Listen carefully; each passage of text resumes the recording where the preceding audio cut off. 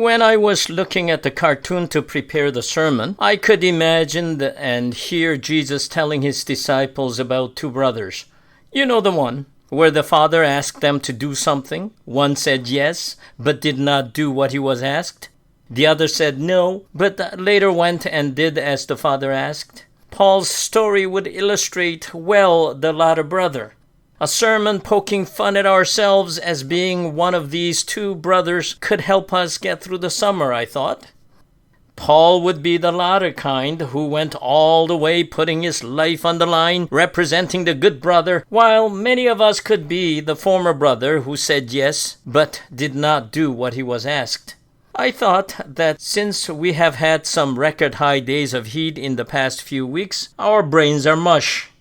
There could be lots of humorous examples for fun in taking a look at our behaviors.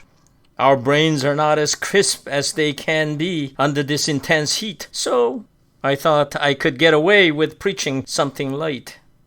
Then things turned. Like the late-night thunder and lightning on Wednesday evening, the torrent of life barged through already frail doors of the day. It was early Wednesday afternoon when I got the news that Marie passed away.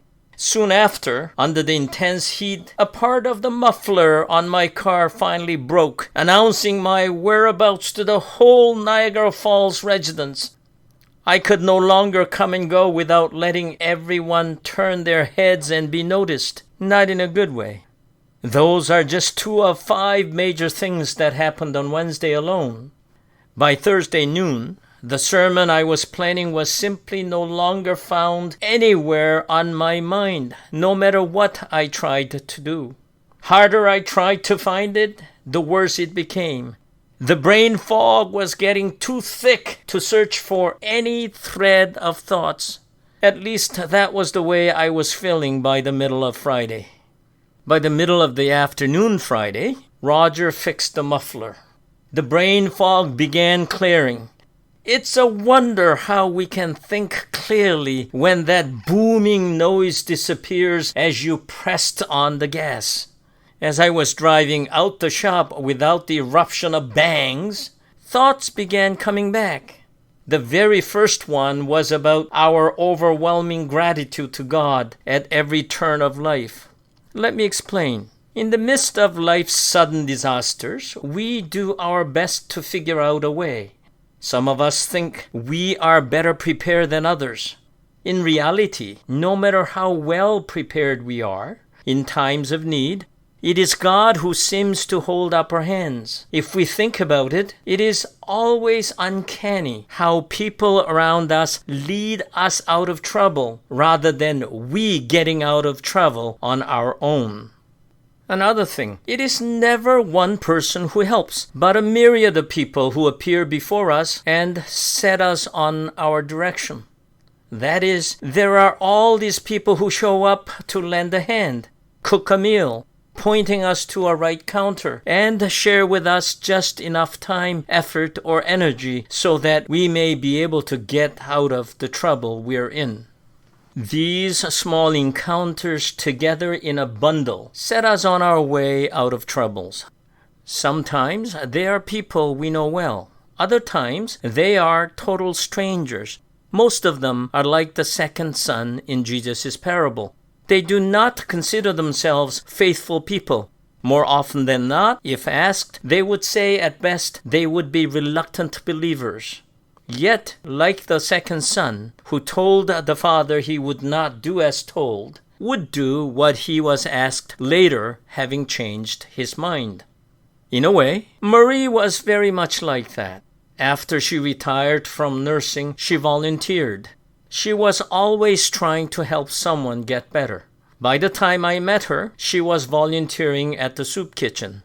She did not mind spending time cooking. She was also buying food items. Often she used Charlie's money to buy what the kitchen lacked. She did not mind going around gathering food from businesses and people who were willing to donate. This was interesting because she was willingly beg for others even though she would never do it for her own benefit. She was always about helping others. She remained strong so that she did not have to depend on anyone. Her fierce independence of looking after herself always came through when she asked me to visit her friends, but would never ask me to visit her even when she was in hospital. I did tell her off many times for not calling me, so she got around that by calling me after she came home from hospital stays, insisting that I did not need to visit her since she was okay and was back home. But when she had a friend in need, I was told to visit pronto by her. Once she went to a local bakery, as she routinely did, for getting bread for the soup kitchen. She was told that the soup kitchen staff were no longer welcome. One of the volunteers from the kitchen complained about the loaves they were getting. The bakery decided not to donate any more. Marie was upset, not for herself, but for all those people who would not get the bread. This came out because one day we were talking about sins. She confessed that she was terrible at being good because she was quick to temper, speaking words under breath, expressing her annoyance. When she was told that she had the right to be upset, she always retorted, "But I should know better." To her, this impatience was tantamount to one of those transgressions that God would be displeased with, because she should have been kinder and gentler as a Christian. She would always camp on the side of the second son, refusing first, but went ahead and did as she was told. She, like millions and millions of Christians who did not hesitate to speak up for the poor, the weak, the sick, and the oppressed, even if she, like them, did not do so right away to assist, encourage, build up, stand on the side of the oppressed. When people did not care for these folks in need, she did not mind using her sharp tongue, anywhere, anytime. Of course, I have hundreds of stories like this one about our members and many Christians I encountered. As Christians, we can easily relate to being the reluctant faithful.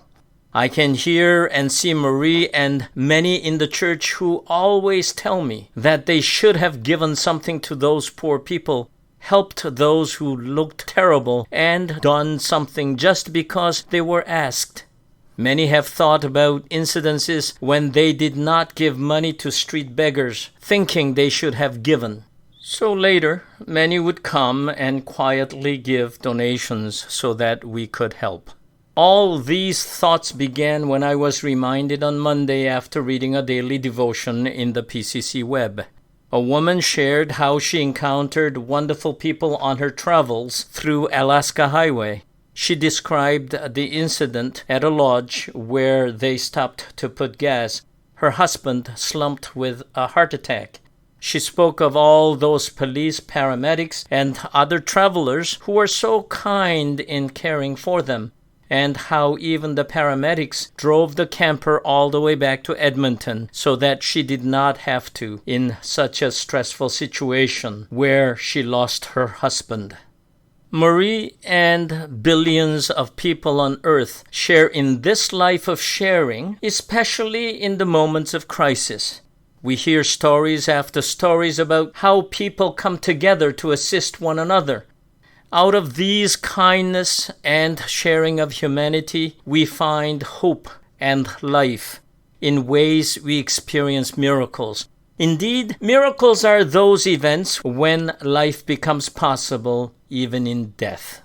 After all, miracles are our hope lifting up lives mired in death to see another day, while faith holds everyone together to share in all that life gives, in pain, anguish, and suffering. Through all humanity, God shows a way out, often quietly through the hands of those who are there at the right moments. Many of these people will tell us that they did what they did to help, not because they were heroes, Christians, or whatever, but because they simply saw someone in need of help. In a way, Paul was going into Syria and Sicilia, as a reluctant one who initially did not hesitate to refuse Christ by killing anyone who followed Jesus' teachings. Once his eyes were opened, he went willingly. He received lashes, imprisonment, and terrible sufferings. Yet once he was sent, nothing stopped him. Many of us reluctant Christians are not as bold as Paul. However, there are more than enough like Marie and others who always try to do better so that the hungry are given food, the thirsty are given water, the naked are clothed, the oppressed are given liberty, the sick and the imprisoned are never left alone in their sufferings. It is true at times, we, like the young fellow in that cartoon, go in search of God's people where we feel comfortable and are always looking after our own enjoyments first. It does not mean that, however, like the second son, we turn around and go out to do as Christ asks us to do in sharing God's love with the world later. Strangely, even when we may end up going to the tennis court instead of going to the streets in search of the homeless, we end up doing God's will when we realize that we have opportunities to do God's will everywhere, and that it is our glad and happy duty to do God's will when we seek out the people in need. And remember, the people in need appear to us in every form from every social and economic group. God sends us to the right person in need at the right time. In this way, especially when we do things in reluctance, we become part of the bundle that dispenses God's grace and love to our neighbors. Sometimes we share this love with those whom we know. Other times we share it with total strangers.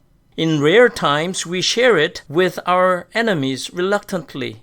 In all cases, like Paul, we go where we are sent and do God's will of bringing life without realizing. We only find this out when we are on the receiving end of God's love through the hands of others, when we are in need. Paul could not have become such a great apostle if there was no one to receive him and share God's love with him by hosting him first. If there was no one who took care of his needs when he was in prison, if there was no one who encouraged and accompanied him through his journeys, and if there was no one who on God's behalf opened his eyes. So as I was driving away in a quiet car, I was overwhelmed with all those who had hands in helping me get out of the brain fog. On that Wednesday, I could count many who were able to lead me out of my difficulties. As I was thinking about this, I could see how God was using everyone everywhere to bring about God's miracle, even when a person would take the easiest way out. It is God's way that all those reluctant Christians, even at tennis courts, golf courses, shopping malls, and elsewhere, bring God's miracles of lifting up the people in suffering when they come across the people in need. Amen.